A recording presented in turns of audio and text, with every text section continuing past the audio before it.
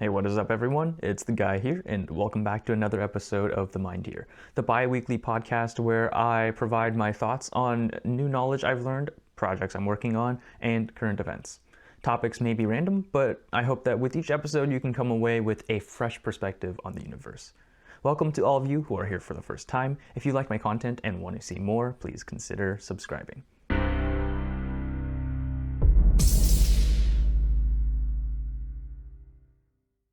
All right, let's start off today's episode by talking a bit about the changes that I said that I was implementing from the previous episode, where I was talking about the change in the direction of the passions that I was going into, and so the structure of the channel and other habits and things that I needed to change organizationally in order to transition over to this new passion that I was working towards. And I listed out, or I talked a bit about things that I had planned that I wanted to do, the different changes, how I was going to not pursue music on this channel in a committed fashion, where if I find inspiration from something, I'll post it, but otherwise I'm not committed to making that music, and how I plan to continue with this podcast. This is something that I want to keep doing, as I don't see a need to change this for the pursuing of my passion that I wanted to go into. But I also looked at possible streaming and test videos. And not much of the channel organizational aspects have changed. That's still relatively the same. However, more of the back-end stuff where I'm doing more of the research or just more of the day-to-day activities, I hit a stumbling block a little bit. After that episode, I fell into a little bit of a distraction loop, and I ended up watching a whole bunch of YouTube videos, playing some games, getting distracted, in essence, from the whole reason why I transitioned the channel over. As with all plans, things don't go according to plan. So that was a stumbling block there for me. But one thing that kept me from continuing this was the sense of urgency that came when I realized that, oh crap, school is starting soon. And if I want to do well with the coming school year, I've got to have a working system implemented before everything starts rushing in. So my school year, my school semester, the semester starts next Tuesday. So I haven't entered school yet. I haven't left winter break. But I made sure that with the time that I have from now, when I realized until school started, that I would implement, figure out, and get a better plan together and get a working system together to make sure that from there on I could both balance the schoolwork that I was going to do as well as the individual or personal research that I was going to do into the different passions that I had. So that was something that I had to look into. And one thing that I realized that I had to stave off of and stay back from is that of showmanship. A little bit of the little aspects that I had sort of focused on when I was putting out more regular music content and other related content in the art styles and all of that. I had a little bit of that showmanship, making sure that things appeared smooth and nice and things appeared fantastic. And that's part of the I guess that's part of the art of making music videos. You have to make it seem like everything is polished.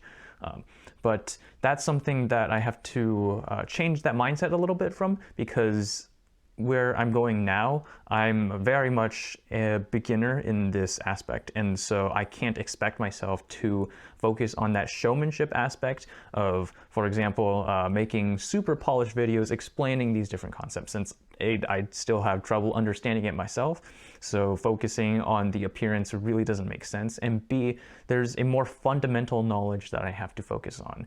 That is the important part here, because let's say you have this proposal, you're going to pitch it to a whole bunch of VCs or something, and you want some funding. If you throw a whole bunch of buzzwords out there that makes it appear like you're well polished and you have things thought out, and of course you like dress nicely and have this event organized all elaborately, If people look at your fundamentals, the technical aspects behind your product or service, and they realize that there's nothing going there, then in the long run, you're not going to get anywhere. You might be a short-term scam and get rich a bit from it, but you don't bring any value to society by not having anything fundamental there. And so building up that fundamental knowledge, which I mean is sort of the whole purpose of education and going into college and learning all this stuff for me. So building up that fundamental knowledge there, that baseline, and building off from that with different projects, that's something that I have to remember and focus on, and remember to sort of stay humble a little bit. Sometimes things might not appear as nice, or I might not have good content that might be something that I can put onto video, but that's something that I'm going to have to live with, and it's a change that I'm going to have to be able to take in order to truly learn the content. I have to be able to learn the basics behind what I want to go into, in order to bring about a future where I can confidently and with good showmanship, good performance, talk about these things. That comes with the growing of the knowledge and understanding of the basics, and a deep knowledge behind these aspects. So that's something that I have to be aware of.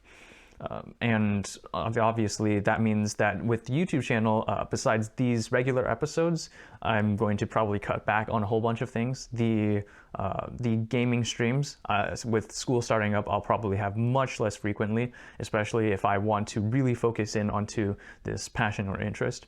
So most likely the streams will more be of tests. I might see if a coding stream makes sense. That doesn't seem very exciting, but hey, again, the whole reason why I'm doing all of this is not necessarily to gain a whole bunch of views, but to sort of practice myself, my social speaking abilities. So with these streams and all these videos, the entire channel, in fact, even if no one watches them, I'll still be doing the content, because part of it is for myself. And if part of this is for myself, then it gives a little more sustainable traction to it, since even if, I guess, the viewership drops off and no one really watches it, I still have a reason to do this. And so that's something that that I thankfully have built in, and from some podcasts, other podcasts that I listen to, I took the advice of having, I guess, a personal stake or a personal reason behind doing some of these things, to give a little more sustainable boost to the endeavors that I do. So just some fundamental, I guess, fundamental models that I have to make sure that I tune here a bit. And since the last episode, I entered this period of not optimal performance. And through that, I was able to sort of learn where I went wrong, what models I needed to adjust, and am slowly working my way back up there. So that's something just I had to be aware of, and hopefully that gives you some ideas for maybe some areas where you think you might want to borrow from this experience, so that you don't have to go through this. Or if you're experiencing this now where you feel like you're in a slump, that's something you can think about, or just any ideas that come to mind. That's the goal of this, to spark some ideas. So hopefully that got you thinking a little bit with my current progress in where I'm heading. And of course, with the slump that I entered, I also got myself thinking a little bit about a quote or a saying from the past. This is from XC, Cross Country, and this saying goes, or it's more like a slogan. It's not really a saying, or it's not really a quote per se, but it's the saying of finish on empty, and by correlation here, running on empty. With the finish on empty being that you use all you've got through the race, and you finish on very low fuel. You're about to collapse, but you go through anyways, pushing it as hard as you can.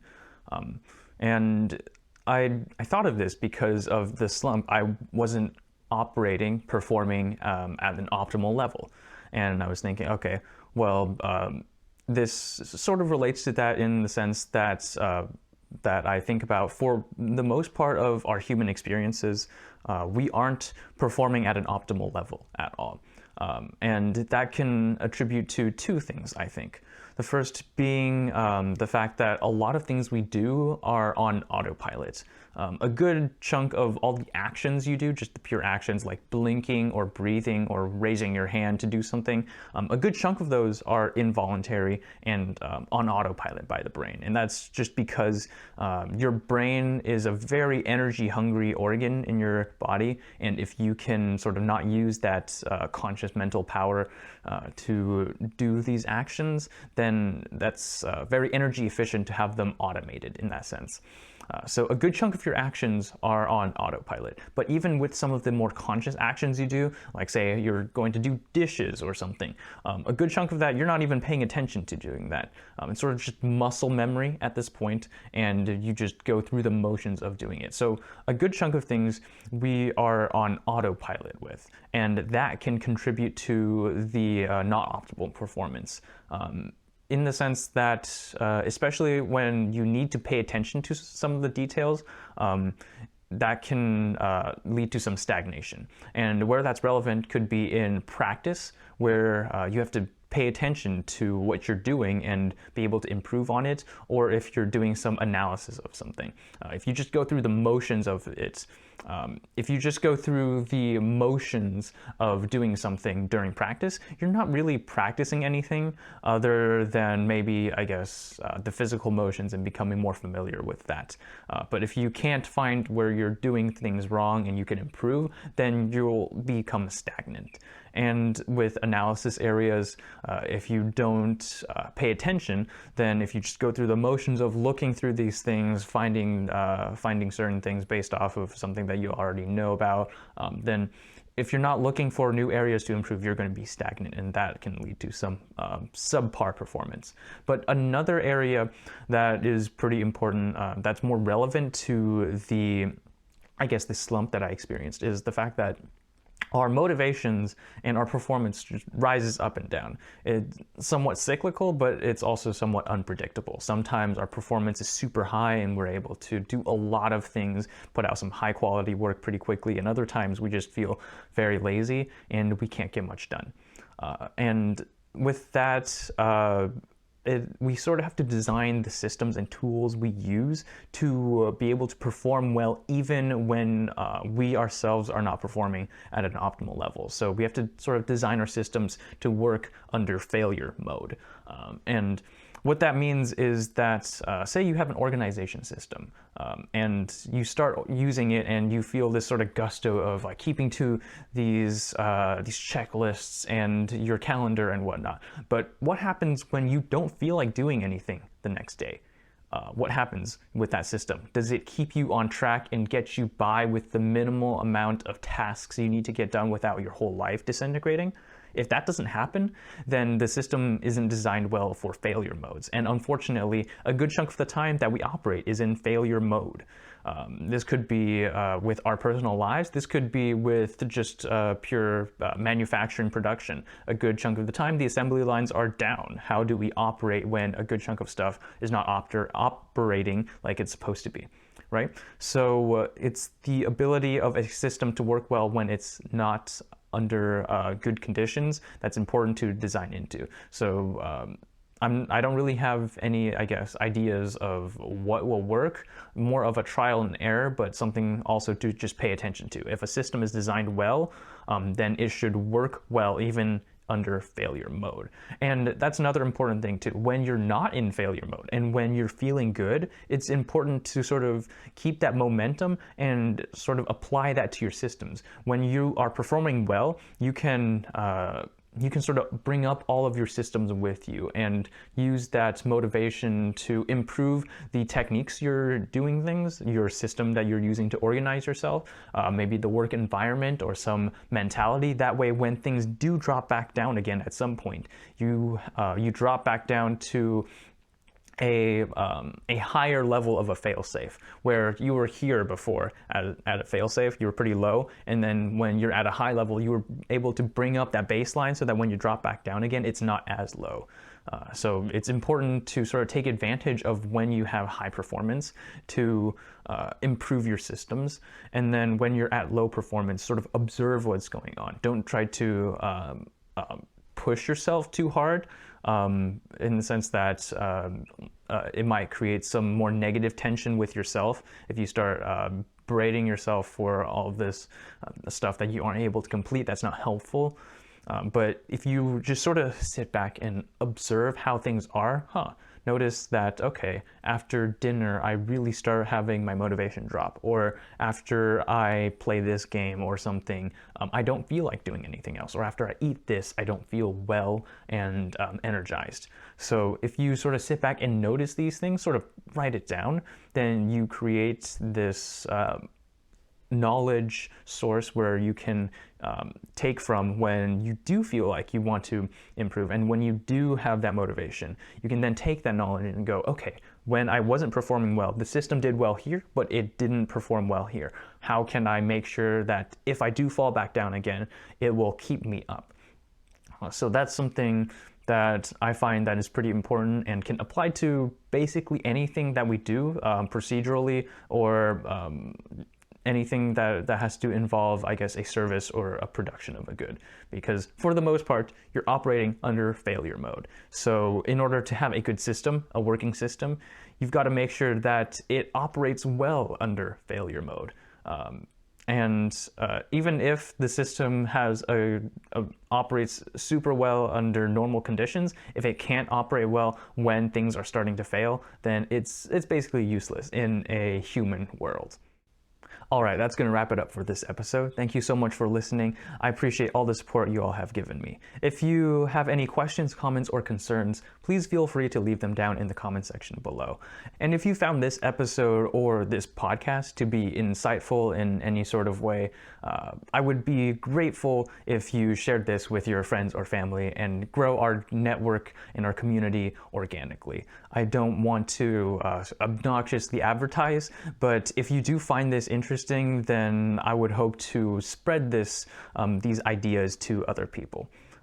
But anyways, thank you all for listening. Take care, stay humble, and I will see you in the next episode.